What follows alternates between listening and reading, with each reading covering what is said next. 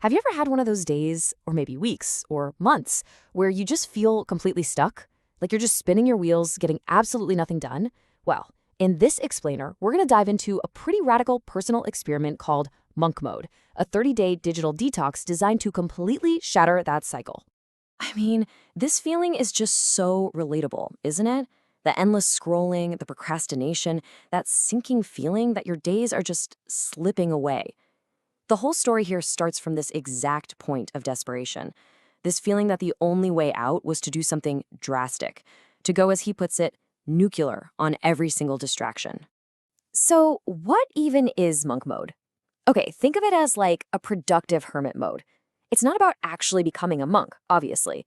It's about intentionally and ruthlessly cutting out all the noise, the social media, the Netflix binges, the constant pings, for a set amount of time so you can get into a state of hyper-focus on what you really care about.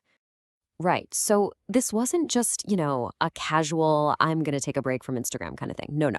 This was a full blown challenge. And the whole foundation of monk mode is this really specific and honestly pretty brutal set of rules you have to commit to for 30 straight days. And when I say intense, I mean it. Waking up at 5 a.m. every single day, deleting all social media from your phone, no streaming services at all, no socializing on weekdays.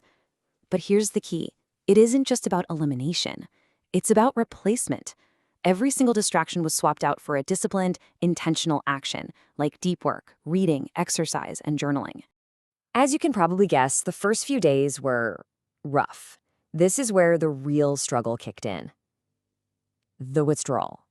It's that period where your brain starts to freak out and fight back, craving all those usual little dopamine hits it gets from constant distraction. And this right here perfectly captures that emotional roller coaster. So day one, you're feeling motivated. You've got that new beginning energy. Day two, you're still kind of coasting on that high. And then, bam, day three hits. And with it, this profound, almost existential boredom.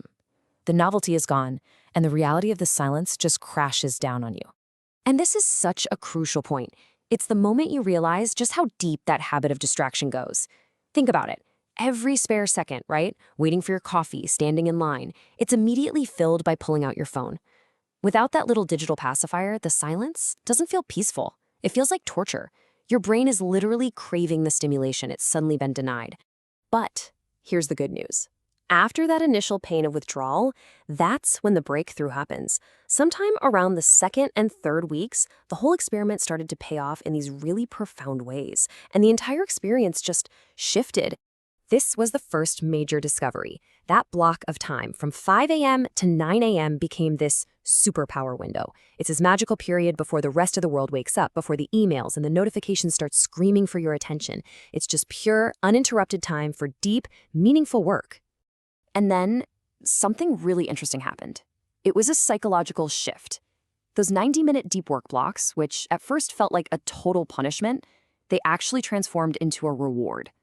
The brain, literally rewiring itself, began to crave that state of intense, almost meditative focus.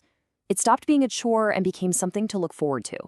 And this, for my money, is the most powerful result of the whole thing. It wasn't just about changing habits. It was about changing your actual identity. That little voice in your head, it shifts from, I'm not a morning person, to, I'm a person who wakes up at 5 a.m. See, when you consistently do the thing, you eventually become the thing. That old identity just dissolves because your actions don't support it anymore.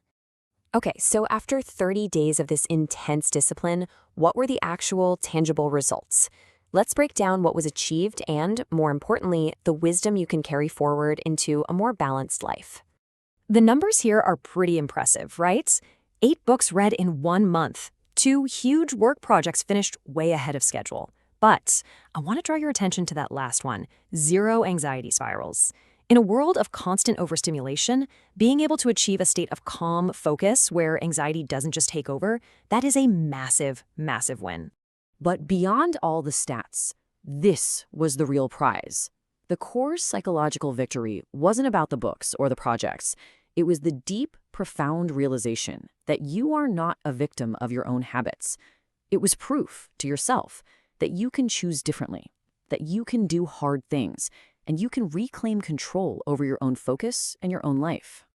Of course, living in monk mode forever isn't realistic for most of us, and it's probably not even desirable.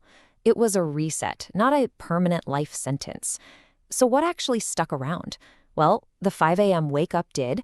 The 90-minute deep work blocks became totally non negotiable. Social media was kept off the phone. You can still use it, but only on a laptop, which creates intentional friction. And streaming was moved to weekends only, making it a treat instead of a mindless habit. So let's just end with this thought. This entire journey really suggests that we've come to see boredom as this enemy, something we have to kill at all costs. But what if it's not? What if boredom is actually the soil where creativity and self-reflection and our best ideas are born? By filling every single silent moment, what amazing things are we letting ourselves